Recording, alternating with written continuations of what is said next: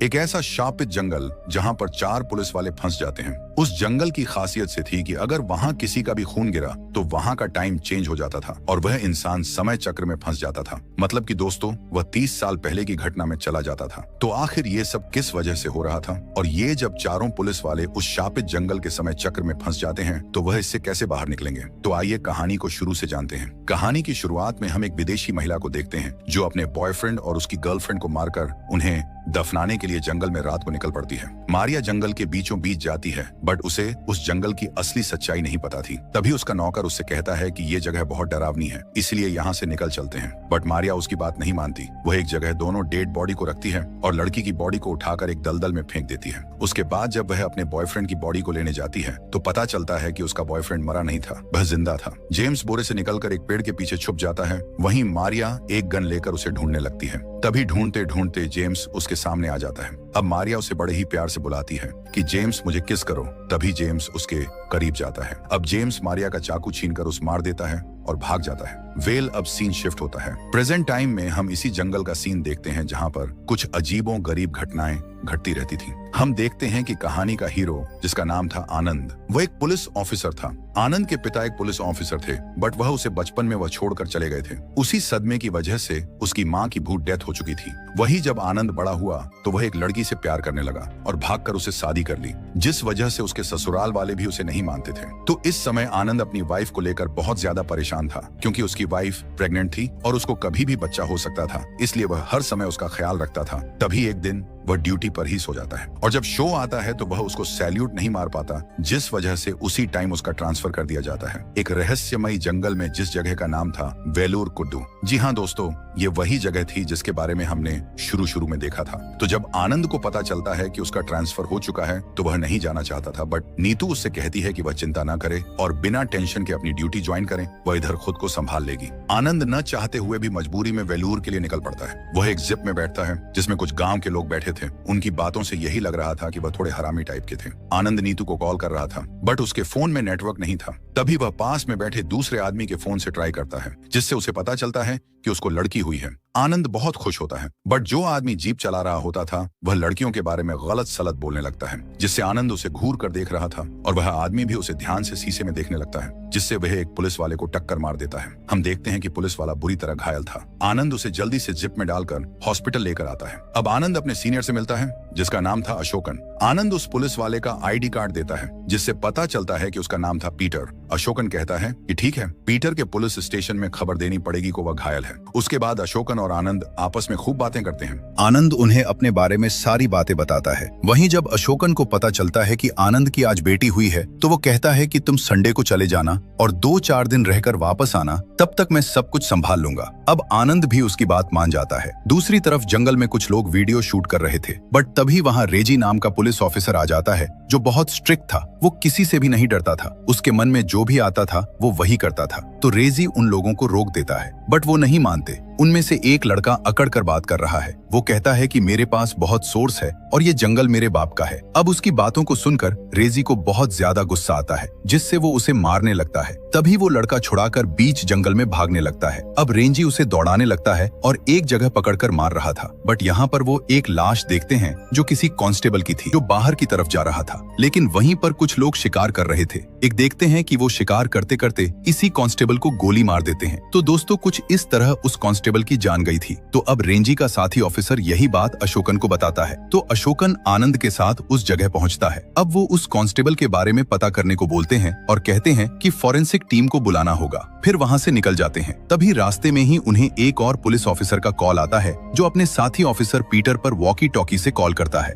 हम देखते हैं कि पीटर के वॉकी टॉकी अशोकन के पास था। अब अशोकन उसका कॉल उठाता है। हम देखते हैं कि रहस्यमयी जंगल में स्टीफन नाम का पुलिस ऑफिसर घायल था। उसके पैर में चोट लगी थी। वो वॉकी टॉकी की मदद से बताता है कि वह एक जगह फंसा हुआ है और उसके पैर में चोट लगी है, इसलिए वह चल नहीं पा रहा है। अब ये सुनकर अशोकन सोच में पड़ जाता है कि आखिर उसे उस शख्स को बचाना चाहिए या नहीं। तभी जेबी उन्हें मना करता है। उसका कहना था कि वह जिस जगह फंसा हुआ है वो जगह बहुत खतरनाक है। वहाँ जाते ही अजीब अजीब सी आवाजें आती हैं। तभी स्टीफन कहता है कि उसका बेटा होने वाला है, इसलिए उसे हर हाल में जिंदा रहना होगा। ये सुनते ही आनंद इमोशनल हो जाता है, क्योंकि उसकी भी एक बेटी हुई थी। जिससे वह अपने सीनियर से कहता है कि हमें उस आदमी को बचाना होगा। इतने में सीन कट होता है और कुछ समय पीछे जाता है। हम कुछ कैदियों को देखते हैं जिन्हें एक गाड़ी में भरकर जंगल के रास्ते ले जा रहे होते हैं। हम 4 पुलिस वालों को देखते हैं जिनमें से एक स्टीफन था और एक पीटर भी था। मतलब कि दोस्तों, कुछ समय पहले हम जिन 2 घायल पुलिस वालों को देखा था वही यहाँ पर मौजूद थे। हम देखते हैं कि गाड़ी में बैठे कैदियों आपस में झगड़ने लगते हैं। वो पुलिस की गन लेकर उन्हें डराते हुए बाहर जंगल में भाग जाते हैं। तो यहाँ पर 4 चोर जंगल में भाग चुके थे, तो चारों पुलिस वाले उन्हें ढूंढने लगते हैं।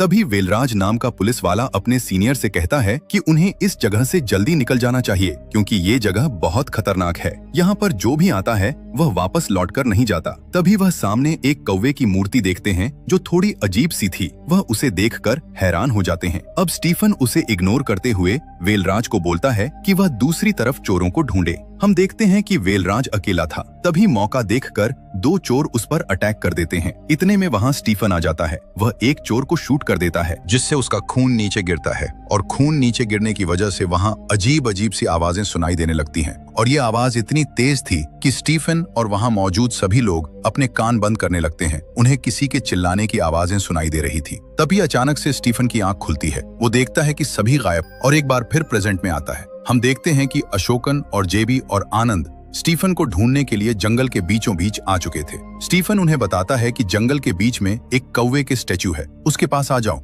अब वो उस जगह पहुंच जाते हैं। इसके बीच वो तमिलनाडु पुलिस को भी कॉल कर रहे थे। तभी उनका फोन वहां लग जाता है। अशोकन उनसे पूछता है कि तुम्हारे पुलिस स्टेशन से एक स्टीफन नाम के पुलिस ऑफिसर जंगल में फंसा हुआ है, क्या आप उसे जानते हैं? तभी वो कहता है कि नहीं, हमारे पुलिस स्टेशन में इस नाम का कोई शख्स नहीं है। ये सुनकर अशोकन और उसके साथी हैरान हो जाते हैं कि आखिर स्टीफन झूठ क्यों बोल रहा है। अब वो स्टीफन से कांटेक्ट करते हैं और उससे पूछते हैं कि आखिर वो झूठ क्यों बोल रहा है। स्टीफन कहता है कि मैं सच बोल रहा हूँ, मैं उसी पुलिस स्टेशन का हूँ। अब स्टीफन उन्हें कुछ डिटेल बताता है जिससे वह एक बार फिर से स्टीफन के पुलिस स्टेशन कॉल करते हैं और उस ऑफिसर को स्टीफन की डिटेल बताते हैं। ये सुनकर ऑफिसर हैरान हो जाता है। वो उन्हें बताता है कि स्टीफन नाम का शख्स करीब 30 साल पहले रहा करता था। वो एक दिन कुछ कैदियों को उसी जंगल के रास्ते ले जा रहा था, बट उनके साथ एक घटना घटती है जिससे वो गायब हो जाता है। तो दोस्तों, ये बात सुनकर अशोकन और उसके साथी ऑफिसर हैरान हो जाते हैं। तभी जेबी उन्हें डांटते हुए कहता है कि मैंने पहले ही बोल दिया था कि ये जंगल बहुत खतरनाक है, यहाँ पर आना ठीक नहीं है,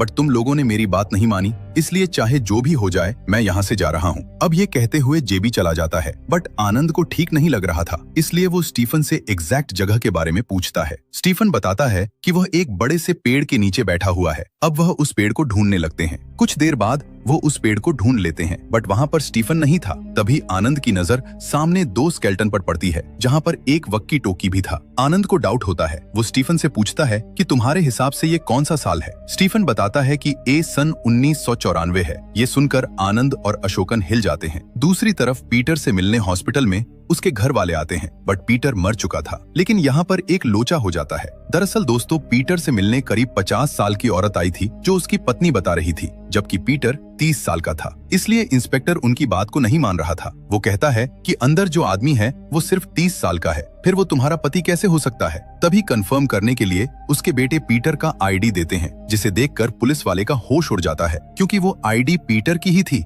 अब हैरान पुलिस वाला तुरंत अशोकन को कॉल करता है और उसे सारी बातें बताता है। अब ये सुनकर वो भी हिल जाते हैं। उन्हें कुछ समझ नहीं आ रहा था कि जो घटना 30 साल पहले हो चुकी है आज वो उनके सामने कैसे। तो कुछ इस वजह से वो सोच में पड़ जाते हैं। तभी एक और दिमाग हिला देने वाला सस्पेंस खुलता है। दरअसल दोस्तों, जंगल में उन्हें जो लाश मिली थी न, तो जब फॉरेंसिक टीम उस बॉडी को अच्छी तरह से साफ करके चेक करती है तो उसका चेहरा एकदम हुबहू रेंजी जैसा था। वो ये देखकर हैरान हो जाते हैं। उन्हें यकीन नहीं होता कि ये रेजी कैसे हो सकता है। तभी वो उस बॉडी से आई कार्ड निकालते हैं जिसमें रेजी की ही फोटो थी। ये देखकर उनकी आंखें फटी की फटी रह जाती हैं। तुरंत पुलिस ऑफिसर अशोकन को कॉल करता है और बताता है कि सर, जो बॉडी मिली है वो रेजी की है। ये सुनते ही अशोकन और ज्यादा गुस्सा होता है। वो कहता है कि तुम लोग बकवास क्यों कर रहे हो? जब बॉडी मिली थी तो रेजी तो हमारे साथ था। तो दोस्तों, अब उन्हें समझ नहीं आ रहा था कि यहाँ क्या हो रहा है। दूसरी तरफ रेजी जंगल में फंसा हुआ था। वो पेड़ पर स्केलेटन देखकर हैरान था उसके बाद वहाँ एक दलदल में फंस चुका था। रेजी बहुत कोशिश करता है बट बाहर नहीं निकल पा रहा था। तभी उसके चीखने की आवाज सुनकर अशोकन और आनंद उसके पास पहुंचते हैं। वो उसे बाहर निकालने की कोशिश कर रहे थे। आनंद बार बार अपना हाथ उसे पकड़ा रहा था बट रेजी जब भी उसका हाथ पकड़ता तभी उसका हाथ छूट जाता। इतने में रेजी के हाथ से खून बहने लगता है और जैसे ही खून की बूंद नीचे गिरती है इतने में वहाँ की तेज हवा शांत हो जाती है तो जोर जोर से आवाजें आने लगती हैं, जिस वजह से वो अपने कान बंद करने लगते हैं मानो उनके कान में आवाज चुभ रही हो। तभी अशोकन अपनी गन निकालकर फायर करता है जिससे आवाज बंद हो जाती है। बट यहाँ पर मामला बदल चुका था क्योंकि आनंद कहीं अकेला फंसा हुआ था। वो जोर जोर से अपने ऑफिसर को पुकार रहा था बट उसकी आवाज को कोई नहीं सुनता। तभी वह देखता है कि उसके सामने मारिया गन लेकर खड़ी थी। ये देखकर यही समझ आता है कि आनंद उस टाइम पर पहुंच चुका था जब शुरू वाली घटना हुई थी। हम देखते हैं कि मारिया को चाकू भी लगा था जिससे वह जेम्स को ढूंढ रही थी बट वह आनंद को देखकर गन तानती है। इतने में आनंद डर के मारे जैसे ही पीछे देखता है तभी उसे एक सरकटा इंसान दिखाई देता है। वह बहुत ज्यादा डर जाता है और उसी के साथ सीन दूसरी जगह शिफ्ट होता है।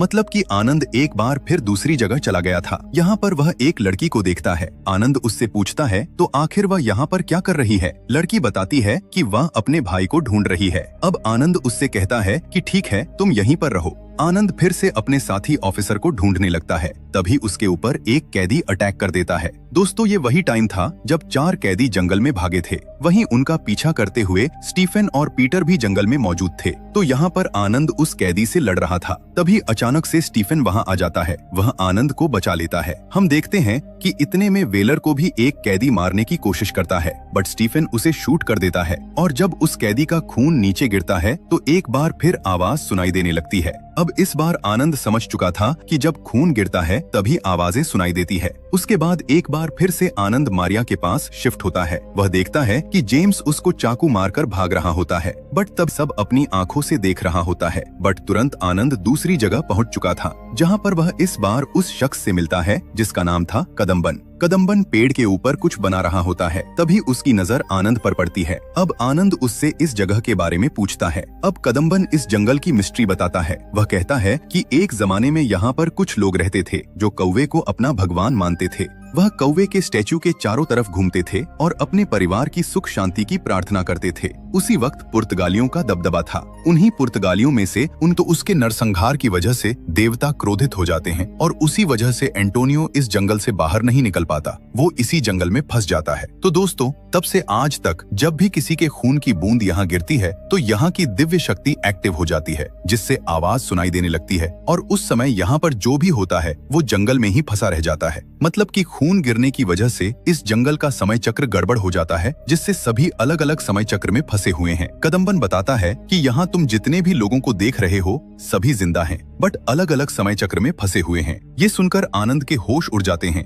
वो सारी चीजें रिलेट करने लगता है। तभी वह कदम्बन से पूछता है कि आखिर तुम्हें ये सब कैसे पता चला। अब कदम्बन मुस्कुराते हुए बताता है कि मैं वही आदमी हूँ जो राजा एंटी जो घटना एक बार हो चुकी है उसे दोबारा नहीं होने देना है और जब तक हम रोक नहीं देते तब तक यहीं पर फंसे रहेंगे। अब आनंद उसकी बातों को इग्नोर करके वहाँ से चला जाता है। वह देखता है कि एक बार फिर रेजी उसी दलदल में फंसा हुआ है। तभी उसको बचाने के लिए आनंद और अशोकन आते हैं। आनंद उनको अपनी आंखों से देख रहा था। मतलब कि दोस्तों जो घटना उसके साथ हो चुकी थी वही घटना उसके सामने दोबारा हो रही थी। आनंद यहाँ पर सिर्फ देखता है। जब रेजी के खून की बूंद गिरती है तो एक बार फिर टाइम चेंज हो जाता है और आनंद फिर से दूसरी जगह पहुँच जाता है। वो रात के अंधेरे में जोर जोर से चिल्ला रहा था क्योंकि वह समय चक्र में फंस चुका था। उसके बाद हम स्कूल के कुछ बच्चों को देखते हैं। वो जंगल के बीचों बीच घूम रहे थे। वहीं दूसरी तरफ रेजी अपने आप दलदल से बाहर निकल चुका था। वो जैसे ही बाहर आता है तो उन्हीं बच्चों को देखता है। रेजी उनको रोकने की कोशिश करता है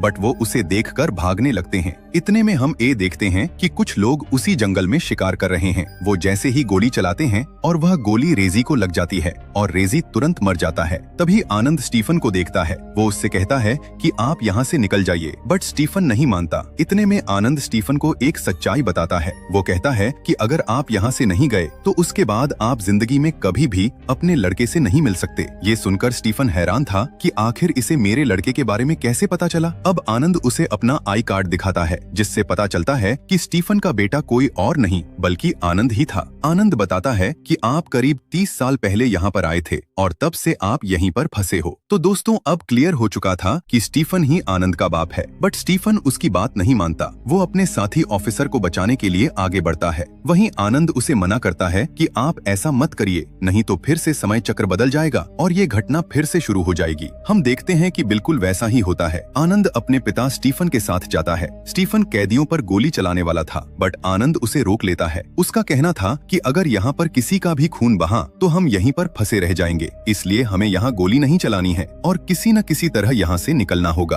उसके बाद सभी पुलिस वाले एक जगह इकट्ठा होते हैं और फैसला लेते हैं कि हमें यहाँ से निकलना होगा। हम देखते हैं कि वह जिस भी दिशा में आगे बढ़ते हर जगह उन्हें वही स्टेचू दिखाई देता। मतलब कि दोस्तों वह बार बार उसी जगह पहुंच रहे थे, जिससे वह काफी ज्यादा परेशान हो चुके थे। आनंद को कुछ समझ नहीं आ रहा था कि क्या करें। तभी उसे कदम्बन के बारे में याद आता है। वह समझ चुका था कि वही ऐसा आदमी है जो इस जगह। तो वो और ज्यादा घबरा जाते हैं। आनंद कहता है कि अब हमें किसी तरह यहाँ से निकलना होगा। हम देखते हैं कि वो जैसे ही वहाँ से जा रहे थे तभी कैदी अटैक कर देते हैं। वो एक एक करके उनको मारने लगते हैं। अचानक से स्टीफन के हाथ पर लकड़ी से वार करता है, जिससे स्टीफन के हाथ में लकड़ी घुस जाती है। वहीं पीटर उस कैदी को शूट करने वाला था, बट आनंद उसे रोकता है। तभी स्टीफन अपने हाथ से लकड़ी की वो एक बार से दूसरे समय चक्र में फंस जाएगा और यही घटना दोबारा से होगी। बट इस बार तो कुछ नहीं होता। हम देखते हैं कि वो वहीं एक साथ होते हैं। तभी उन्हें एक गाड़ी की आवाज सुनाई देती है। वो दौड़ते हुए उसके पास जाते हैं। आनंद उस गाड़ी वाले को रोककर अपने पिता स्टीफन और पीटर को बैठा देता है और कहता है कि आप लोग जाइए, मेरे वापस आने का दूसरा रास्ता है।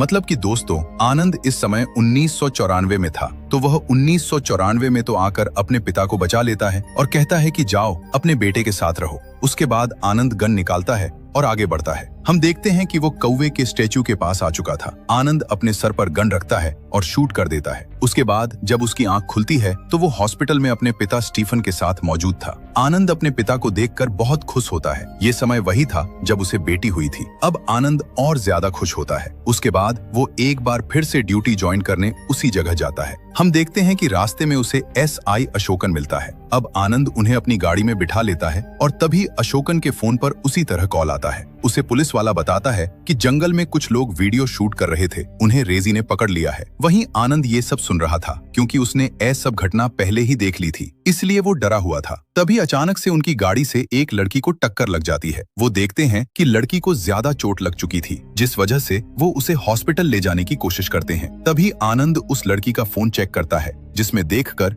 उसकी आंखें फटी की फटी रह जाती हैं, क्योंकि उस फोन में आनंद का ही फोटो था, जिससे यही समझ आता है कि ये जो लड़की थी वो आनंद की ही बेटी थी। इसका मतलब है कि आनंद की बेटी भी समय चक्र में फंस चुकी थी। ये देखकर आनंद के होश उड़ जाते हैं। तभी वो सामने घोड़े पर सवार राजा एंटोनियो को देखता है, जिसने सारा कांड किया था। अब आनंद को कदम्बन की कही हुई बात याद आती है। उसने बोला था कि अगर इस समय चक्र को खत्म करना है तो जहां से ये सब शुरू हुआ था उसे बदलना होगा। तो दोस्तों यहीं पर कहानी समाप्त कर दी जाती है। इसका मतलब कि आनंद उस एंटोनियो को मारकर इस समय चक्र को खत्म कर सकता है। अब दोस्तों सबसे कंफ्यूजन वाली बात यह है कि आखिर आनंद की बेटी समय चक्र में कैसे फंस गई, जबकि जिस दिन आनंद की बेटी पैदा हुई थी वो तो हॉस्पिटल में थी, बट उसी दिन आनंद को जंगल में उसकी ही बेटी मिलती है जो बहुत बड़ी हो चुकी थी। तो दोस्तों इससे यही समझ सकते हैं कि आनंद के लिए भले ही ये समय प्रेजेंट टाइम चल रहा था, बट उसकी बेटी आज से करीब 16-17 साल बाद उसी उसने जंगली सुअर की जगह रेजी को गोली मार दिया था,